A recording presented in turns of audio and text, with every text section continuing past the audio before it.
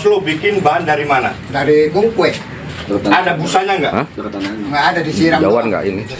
Nggak, berapa lama? Inilah video viral saat Babinsa dan polisi mendatangi seorang pedagang di kawasan Utan Panjang, Kemayoran, Jakarta Pusat. Pedagang ini sebelumnya dilaporkan karena dituding menjual es kue yang biasa dimakan anak-anak menggunakan bahan spons atau busa. Petugas juga meminta pria paruh baya tersebut untuk memakan sendiri es kue dagangannya itu. Yang motor biar kamu ya, jangan anak kecil ya, kasihan tuh. Pelan. Petugas kemudian membawa barang bukti es kue dagangan ke Polsek Kemayoran. Namun dari hasil pemeriksaan tim keamanan pangan Dokpol Polda Metro Jaya, seluruh sampel es kue jadul tersebut dipastikan aman untuk dikonsumsi karena terbuat dari bahan makanan. Namun untuk menguatkan hasil yang lebih pasti dan ilmiah, sampel es kue jadul tersebut juga dikirim ke Dinas Kesehatan dan Laboratorium Forensik Mabes Polri. Kalau dia terduga juga kita kembalikan ke tempatnya, pembuatannya, itu diberi keterangan dari Dokes juga, sementara dari Dokes Polres itu informasinya layak dimakan. Nah, sampai dengan sekarang ini tidak ada pelapor atau korbannya, ataupun diduga ada yang keracunan atau ada lapor, tidak ada sampai dengan sekarang ini.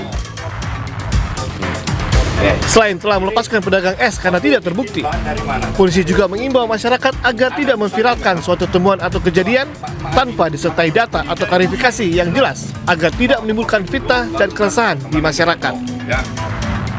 Dari Jakarta, Rani Sanjaya, iNews melaporkan. Penjual es kue jadul yang dulu kita pernah makan, nah sekarang harap hati-hati bagi orang tua ya Pak ya. Karena ini udah rekayasa, bukan bahan kue lagi atau puding, melainkan bahan spon ya Pak Babinsa. Dua anggota TNI Polri, yakni Babinsa di Kelurahan Utang Panjang Kemayoran dan Babin Kamtipmas, Kelurahan Kampung Rawa Johar Baru, belakangan jadi sorotan. Pada video yang tersebar di media sosial, keduanya menuding seorang pedagang menjual es kue berbahan spons. Tapi hasil uji laboratorium, tim keamanan pangan Dokpol Polda Metro Jaya menyatakan es kue itu terbuat dari bahan makanan dan layak konsumsi. Setelahnya, kedua anggota TNI dan Polri itu minta maaf.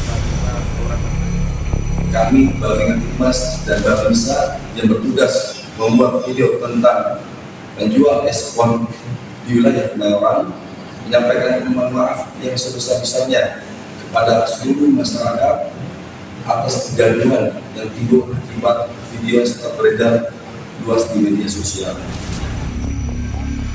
Sang pedagang Sudrajat mengaku sempat dipaksa memakan es yang dituding berbahan spons tersebut. Ia pun bilang sejumlah aparat juga sempat menyekap dan menganiayanya hingga menyebabkan memar di wajah dan bahu. 5 kali. Suat saya dilempar di ini, muka saya. Jadi tendang apa semua dikepret, ditonjok. Disuruh paksa? Paksa sama dia, suruh makan. Sempat disekap atau gimana Bapak? Disekap, dikunci sama dia. Sang pedagang bilang peristiwa ini terjadi pada Sabtu 24 Januari saat ia berjualan. Ia ingat 5 orang aparat datang dan mempertanyakan bahan es kue yang dijual. Kini Sudrajat yang sempat dibawa ke kantor polisi telah berdagang kembali. Tim Liputan Kompas TV. Ya, pasti tidak cukup ya. Yang pertama begini, kasus ini sendiri sebenarnya dalam konteks yang lain ada upaya yang dilakukan oleh rekan-rekan kepolisian, termasuk juga menggunakan pendekatan ilmiah ya, dengan menguji makanannya. Ternyata dinyatakan sendiri oleh Dokes Polda Metro Jaya bahwa itu dari warna dan dari bau, dari bahan layak untuk dimakan. Nah, itu juga satu proses yang menurut saya juga bagus. Namun demikian yang problem mendasar adalah kalau belum jelas duduk perkaranya ya jangan dipublikasikan. Ini kan problemnya di situ. Terus ada tindakan-tindakan yang memang sepatutnya memang tidak dilakukan. Oleh karenanya kalau Pak penjual es tersebut merasa bahwa mendapatkan penganiayaan dan sebagainya, mohon untuk segera dilaporkan ke Propam atau kalau enggak bisa kami dampingi. Kami sudah berkomunikasi dengan Propam, ya Propam Mabes Polri, apa yang sudah dilakukan. Salah satunya sudah melakukan pemeriksaan terhadap anggota tersebut.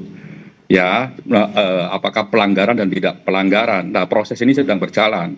Oleh karenanya, kalau pihak Pak penjual tersebut merasa penting dan menurut kami juga penting ya untuk menambah informasinya, kami kira Kompolnas akan mendampingi, atau kalau enggak ya kami akan berkoordinasi dengan Propam untuk proaktif terhadap beliau.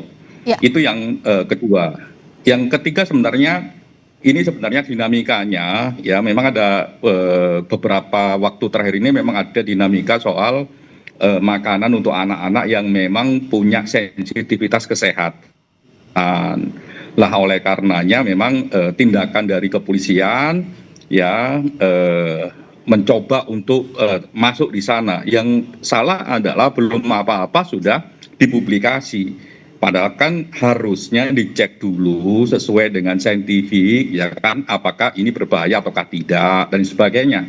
Nah kalau ini berbahaya ya memang ya harus ada tindakan bersama-sama, tidak hanya oleh kepolisian tapi oleh kesehatan dan sebagainya, Kementerian Kesehatan dan sebagainya lah.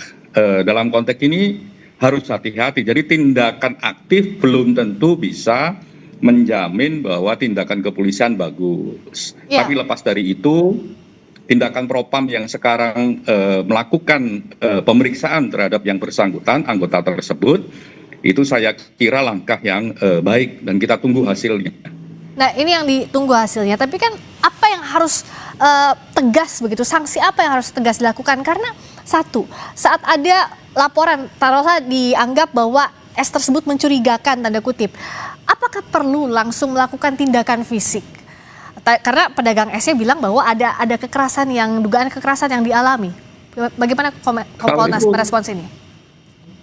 Kalau itu prinsipil ya, mau tindakan jual es, mau tindakan yang jelas-jelas melakukan kejahatan, pencurian dan sebagainya, tidak boleh dilakukan tindakan kekerasan oleh siapapun. Ya, oleh siapapun, mau oleh anggota kayak, mau oleh masyarakat, mau oleh anggota institusi yang lain, itu tidak boleh.